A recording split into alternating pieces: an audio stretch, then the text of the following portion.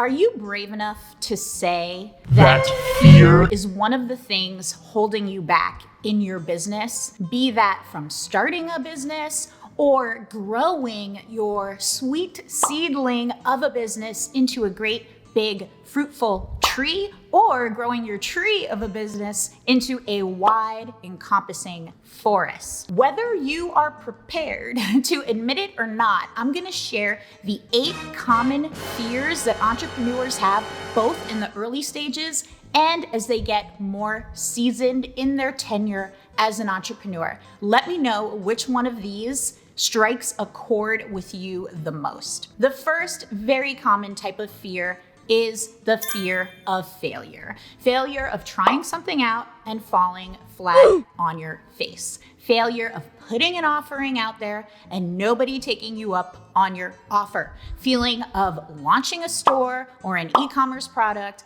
and nobody buys it. I have faced failures over and over and over again. Dozens, if not hundreds of failures, both micro failures and macro failures. Little stuff like the buy button not working on a website when we have thousands of visitors hitting the website, things that we're supposed to launch and people waiting for the launch and that launch being behind by hours, stammering, stuttering, forgetting my words on stage, butchering sales calls with people where I would offer big, expensive packages and them saying, hell no, we're not interested in that. I have faced all of these types of failures and more. But here's the thing, I just keep making more and more and more money because as you fail, the more you fail, the more you're progressing, the more you are going, the more you're taking action, no matter what is happening.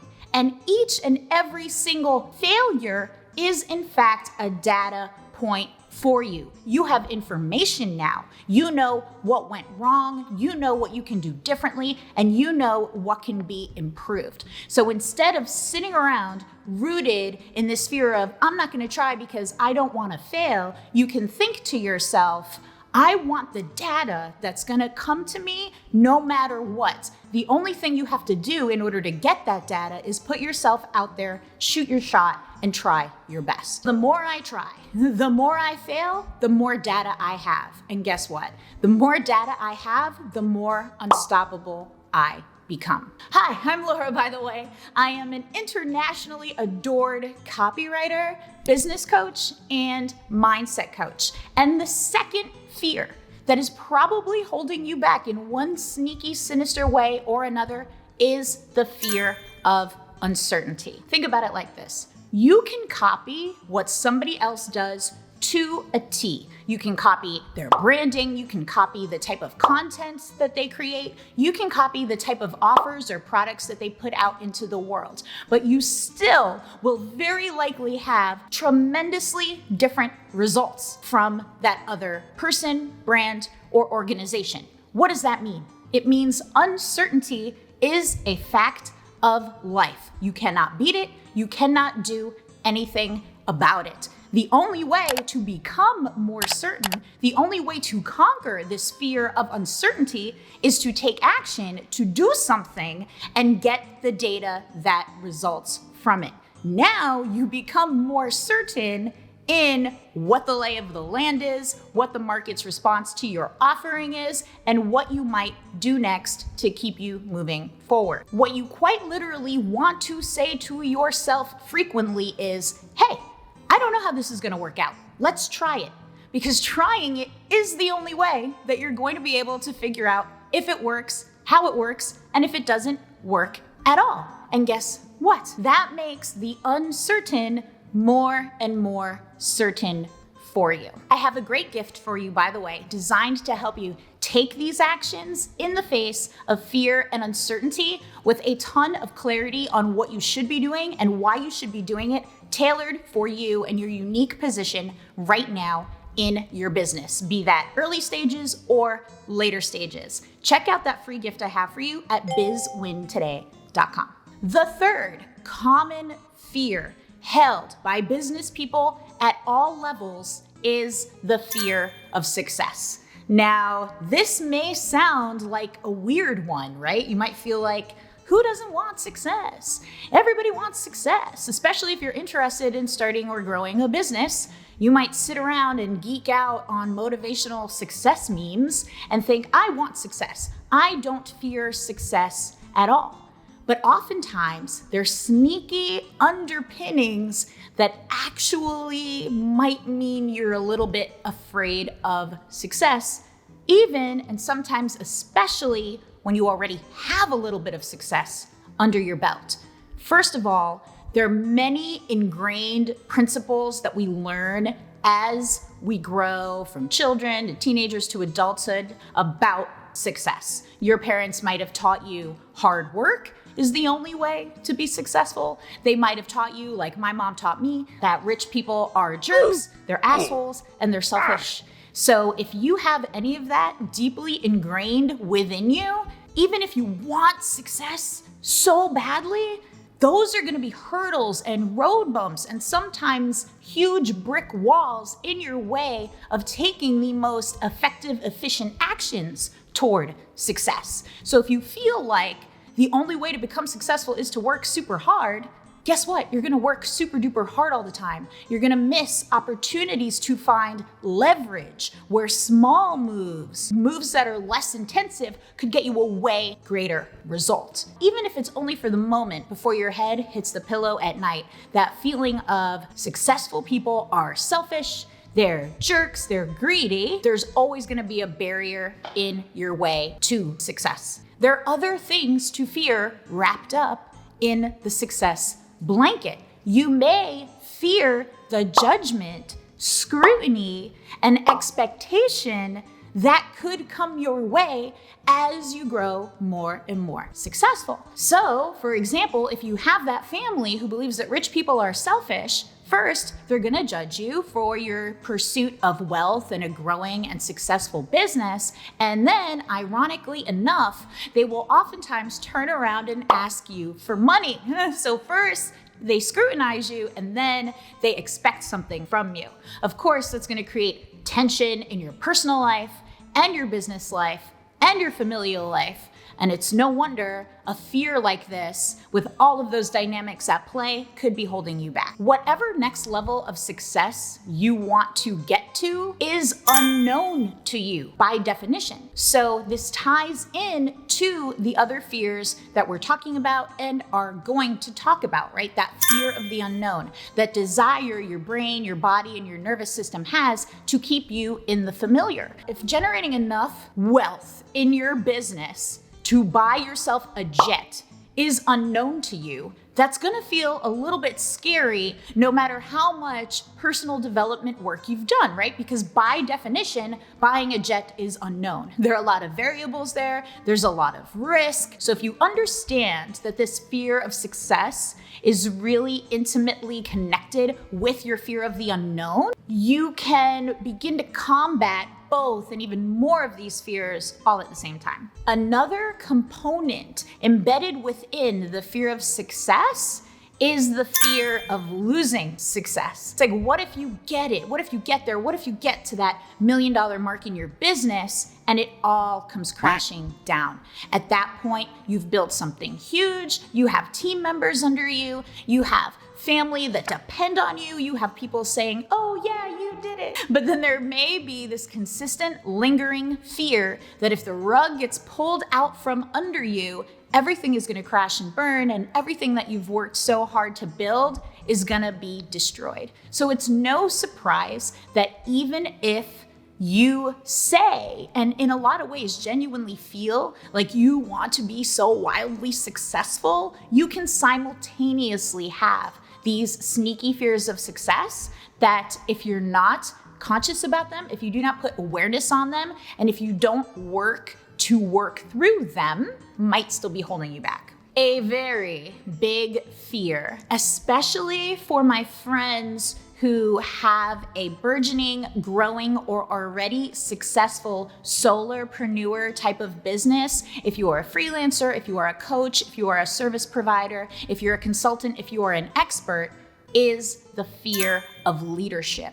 This is the fear that's gonna hold you back from, one, starting to delegate some of the tasks that are not worth your pay grade anymore, right?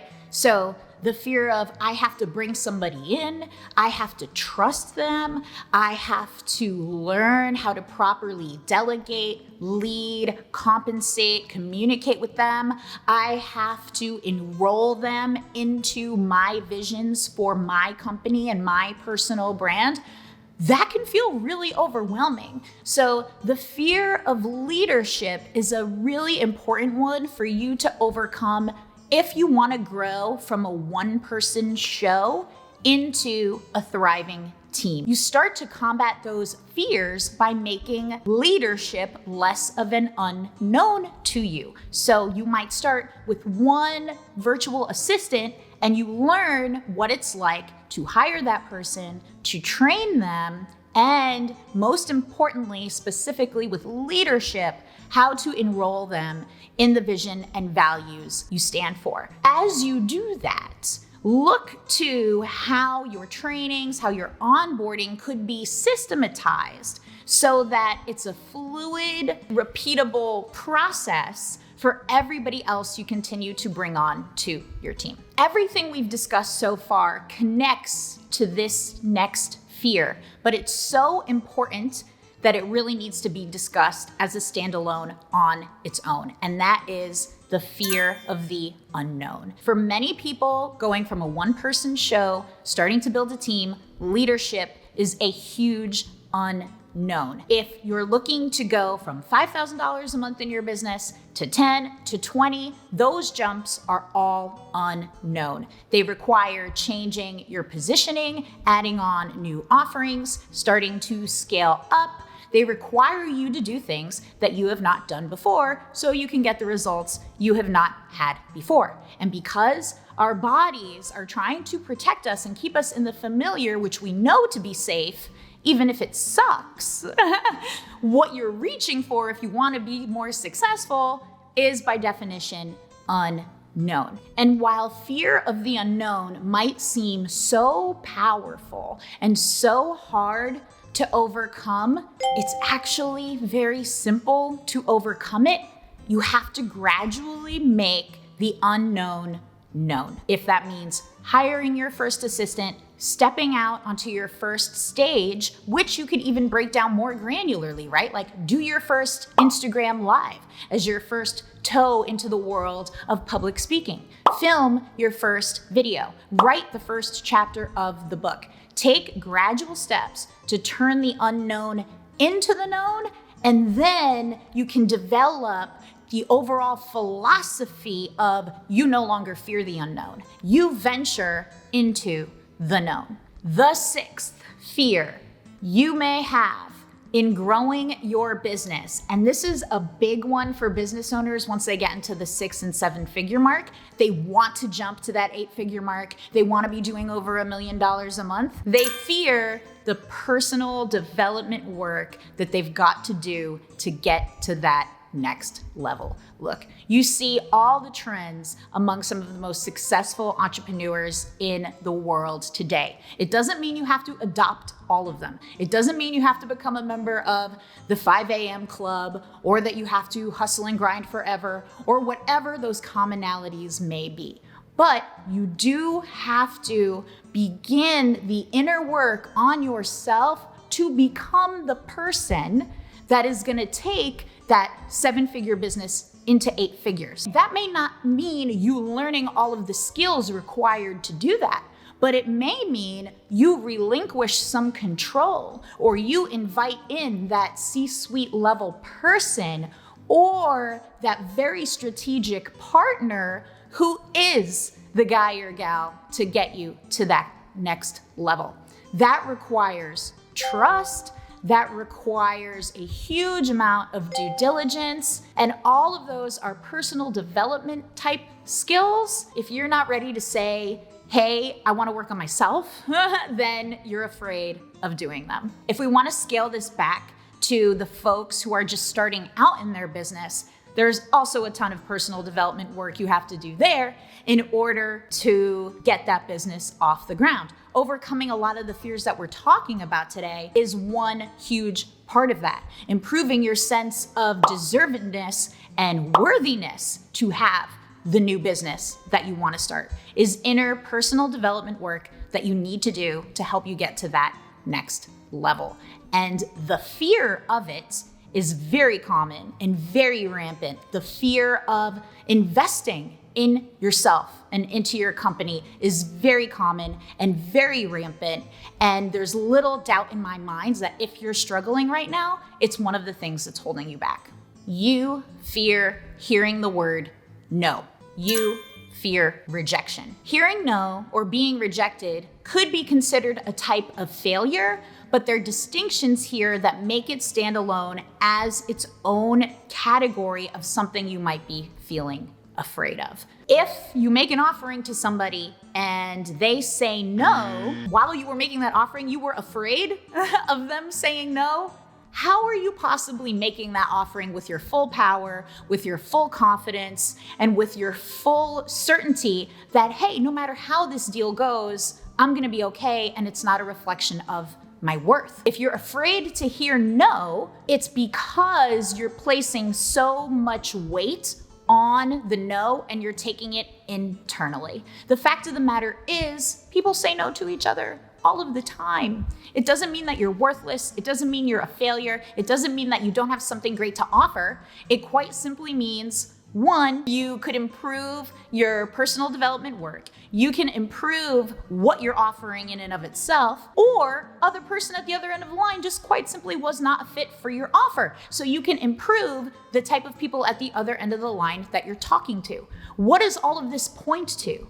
That hearing that no is a data point for you. You can analyze it, modify what you're doing in order to turn more no's into yeses. But if you sit around just continuing to be afraid of hearing the word no, you're not doing yourself any favors. So no is a really great data point, and it leaves the room for yes. So if you do any sort of client services and one prospect says no to you, what I coach my students on is do not bend over backwards trying to make that deal happen. There are a few strategies you could try if you feel like that person is a really great fit and they're just sort of on the fence. But if they're saying no, rather than going against your principles, rather than offering up a bunch of extra work for free or dramatically lowering your rates, take the no and understand that that no is leaving the space for the yes to come in. As this stuff gets more and more common for you, as it becomes unconscious competence and it becomes natural for you to feel this way, you won't fear hearing the word no anymore. The next fear that you may have if you are feeling held back in growing your business in any way is the fear of thinking big. Thinking big may very well be another unknown, right? We're taught in school to follow the rules, answer the questions on the test. When we get a job, we're taught to do the tasks associated with our job. Where does thinking big fit into any of that? As soon as we leave childhood, thinking big tries to get kicked out of our brains, out of our practices, and out of everything that we are. But in order to accomplish big things, where else is that going to come from other than the initial and ongoing thought of big things? Sarah Blakely tells a wonderful story of the time she was on some reality show, I don't remember the name, and she had to make this huge jump from like one cliff to another. All of these big 6-foot-tall guys were not making the jump. They were missing it. Sarah managed to make the jump and get to the other side. When they asked her, Sarah, how on earth did you do that? She said, I didn't look to just get to the other side of the cliff. I literally looked beyond where I had to get to.